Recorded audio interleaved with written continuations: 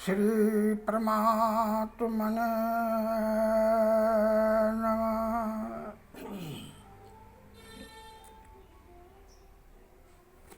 हे महानुभाव, मैंने पहले ही कहे हुए हैं कि बारी बारी से हम 18वें अध्याय का वीडियो बनाऊंगा, तो फिर आज मैं तीसरे अध्याय का, जो कर्मयोग नाम से जाना जाता है, उसको आज हम वीडियो बना रहा हूँ। जो इस अध्याय में मैं 2 वीडियो बनाऊंगा, क्योंकि अध्याय लंबा होने से, ज़्यादा होने से वीडियो का टाइम बहुत अधिक हो जाता है। इससे मैं आपको सामने में आधा ही अध्याय का मैं वीडियो बना रहा हूँ।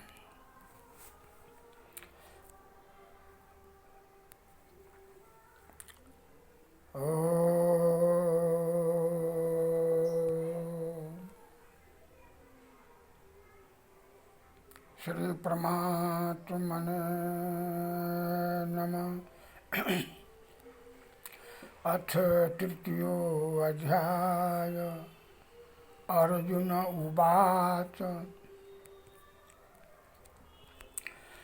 जयायसि चेत् कर्म नश्यते मता बुद्धि जनार्दन तत् किं कर्मणि घोरे माम नियोजयसि केशव। अर्जुन बोले, हे जनार्दन, यदि आपको कर्म की अपेक्षा ज्ञान श्रेष्ठ मान है, तो फिर हे केशव, मुझे भयंकर कर्म में क्यों लगाते हैं। व्यामी शरेणे वाक्यन बुद्धि मोहयसि एव में तत एकम बद निश्चितयो ईश्वरो अहमापनुआम। आप मिले हुए से वचनों से मेरी बुद्धि मानो मोहित कर रहे हैं, इसलिए उस एक बात को निश्चित करके कहिए जिसे मैं कल्याण को प्राप्त हो जाऊं। श्री भगवान उवाच लोके अस्मिन् द्विविधा निष्ठा पुरा पुरकत मया अनघ ज्ञान योगेन सांख्यानाम कर्म योगेन योगिनाम। हे निष्पाप, इस लोक में 2 प्रकार की निष्ठा पहले से ही मेरे द्वारा कहा हुआ है। उनमें से सांख्य योगियों को निष्ठा तो ज्ञान योग से और योगियों का निष्ठा कर्म योग से होती है। न कर्म नाम न अनरंभात न सकर्मम पुरुषो अशुनुते न च सनसनात एव सिद्धिं समधिगच्छति। मनुष्य न तो कर्मों के आरंभ किए बिना निष्कर्मता यानी योग निष्ठा को प्राप्त होता है, और न कर्मों को केवल त्याग मात्र से सिद्धि यानी सांख्य निष्ठा को प्राप्त होता है। न ही कश्चित् क्षणमपि जातु तिष्ठन्ति कर्म कृत कार्यत ही अवसकरम सर्व प्रकृति जय गुण। निस्संदेह को भी मनुष्य किसी भी काल में क्षण मात्र भी बिना कर्म किए हुए नहीं रहते हैं, क्योंकि सारा मनुष्य समुदाय प्रकृति जनित गुणों द्वारा परवश हुआ कर्म करने के लिए बाध्य किया जाता है। कर्मेन्द्रियाणि संयम्य यो अस्ते मनसा असमरन् इंद्रियार्थान विमूढ़ात्मा मिथ्याचार स उच्यते। मूढ़ बुद्धि मनुष्य समस्त इंद्रियों को हठ पूर्वक ऊपर से रोककर मन से उन इंद्रियों के विषयों को चिंतन करता रहता है, वह मिथ्याचारी अर्थात दंभी कहा गया है। यस्तु इंद्रियाणि मनसा नियम आरभते अर्जुन कर्म इंद्रिये कर्म योगम असक्तम सविशिष्यते। परंतु हे अर्जुन, जो पुरुष मन से इंद्रियों को वश में करके अनासक्त हुआ समस्त इंद्रियों द्वारा कर्मयोग का आचरण करता है, वही श्रेष्ठ है। नियतम कुरु कर्म त्वम कर्म जयायो हि अकर्मण शरीर अत्रापि च तेन प्रसिद्ध एद अकर्मण। तू शास्त्र विहित कर्तव्य कर्म कर्म, क्योंकि कर्म न करने की अपेक्षा कर्म करना श्रेष्ठ है, तथा कर्म न करने से तेरा शरीर निर्वाह भी नहीं सिद्ध होगा। यज्ञ अर्थात कर्मणो अनत्र लोको अयम कर्म बंधन तदर्थम कर्म कौन्तेय मुक्त संग समाचर। यज्ञ के निमित्त किए जाने वाले कर्मों से अतिरिक्त दूसरे कर्म में लगा हुआ यह मनुष्य समुदाय कर्मों से बनता है। इसलिए हे अर्जुन, तू आसक्ति से रहित होकर उस जग के निमित्त ही भली भांति कर्तव्य कर्म कर। सहयज्ञा प्रजा शिष्टवा पूर्वाच प्रजापति अनेन प्रसु विशुद्धम एष यस्तु इष्ट काम धुक। प्रजापति ब्रह्मा ने कल्प के आदि में जग सहित प्रजाओं को रचकर इस प्रकार कहे कि तुम लोग इस जग के द्वारा वृद्धि के प्राप्त हो, और यह जग तुम लोगों को इच्छित भोग प्रदान करने वाला हो। देवान भावयतानेन ते देवा भवयन्तु परस्परम भवयन्त श्रेयो परमा उपासत। तुम लोग इस जग के द्वारा देवताओं को उन्नत करो, वे देवता तुम लोग के उन्नत करें। इस प्रकार निस्वार्थ भाव से एक दूसरे को उन्नत करते हुए तुम लोग परम कल्याण के प्राप्त हो जाओगे। इष्टान भोगान ही ओ देवा दासयन्त जग भाविता तैर दतान प्रत्याभयो यो भुजंत अस्तेन एव स।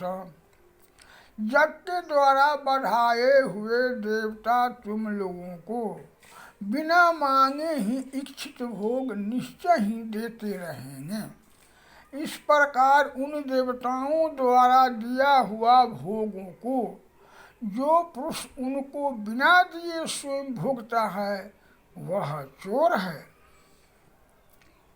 जग शिष्टासीन संत मुचियंत सर्वकिल विष विसंत तो अघम पापा य पचंती आत्म करनात्। जग से बचे हुए अन्न के खाने वाले श्रेष्ठ पुरुष सब पापों से मुक्त हो जाते हैं, और जो पापी लोग अपना शरीर पोषण करने के लिए ही अन्न पकाते हैं, वे तो पाप को ही खाते हैं। अन्नाद भवन्ति भूतानि पर्जन्याद अनुसंभव अज्ञात भवति पर्जन्यो जग कर्म समूद भवम कर्म ब्रह्मोद भवम विद्धि ब्रह्माक्षर समूद भवम तस्मात् सर्वगतं बर्हं नित्यं यज्ञे परधिष्ठितम्। संपूर्ण प्राणी अन्न से उत्पन्न होते हैं। अन्न की उत्पत्ति वृष्टि से होती है, वृष्टि जग से होती है, और जग विहित कर्मों से उत्पन्न होने वाला है। कर्म समुदाय के तु वेद से उत्पन्न, और वेद अविनाशी परमात्मा से उत्पन्न हुआ जान। इससे सिद्ध होता है कि सर्वव्यापी परम अक्षर परमात्मा सदा ही जग में प्रतिष्ठित है। एवं परवर्तितम चक्रम न अनुवर्त अति ईहय अर्हायु इंद्रियाराम मोघम पार्थ सजीवती। हे पार्थ, जो पुरुष इस लोक में इस प्रकार परंपरा से प्रचलित सृष्टि चक्र के अनुकूल नहीं बरतता है, अर्थात अपने कर्तव्य का पालन नहीं करता है, वह इंद्रियों द्वारा भोगों में रमन करने वाला पपायु पुरुष व्यर्थ ही जीता है। यस्तु आत्मरति एव असदात्म तृप्यमानव आत्मनि एव च संतुष्टि तस्कार्यम न विधते। परंतु जो मनुष्य आत्मा में रमन करने वाला है और आत्मा में तृप्त है तथा जो आत्मा में ही संतुष्ट हो, उसके लिए कोई कर्तव्य नहीं है। नैव तस्य कृतेन अर्थो न अकृतेन इह कश्चिन न च यश सर्वभूतेषु कश्चित् अर्थ व्यापासरे। उस महापुरुष के इस विश्व में न तो कोई कर्म करने से प्रयोजन रहता है और न कर्मों के न करने से कोई प्रयोजन रहता है, तथा संपूर्ण प्राणियों में भी इसके किंचित मात्र भी स्वार्थ का संबंध नहीं रहता। तस्मात् सकत सततम कार्यम कर्म समाचर असक्तो ह्यचरण कर्म परमा अपनोति पुरुष। इसीलिए तू निरंतर आसक्ति से रहित होकर सदा कर्तव्य कर्म को भली भांति करता रहो, क्योंकि आसक्ति से रहित होकर कर्म करता हुआ मनुष्य परमात्मा को प्राप्त हो जाता है। कर्म न भी संसिद्धिम आस्थित जनकादय लोक संग्रम एव अपि सन प्रसन्न कर्तुम अर्हसि।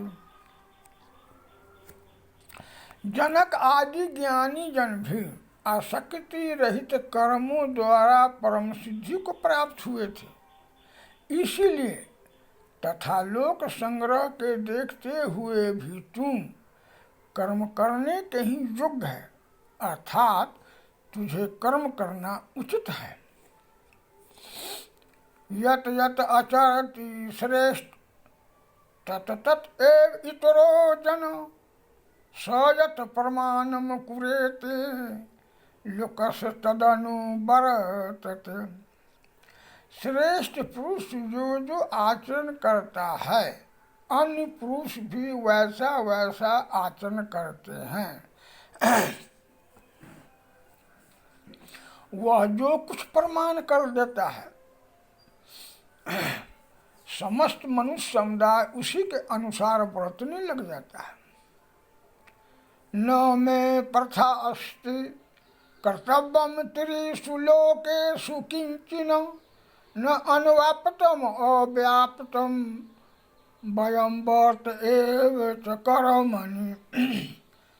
हे अर्जुन, मुझे इन तीनों लोकों में न तो कुछ कर्तव्य है और न कोई भी प्राप्त करने योग्य वस्तु अप्राप्त है, तो भी मैं कर्म में बरतता हूँ।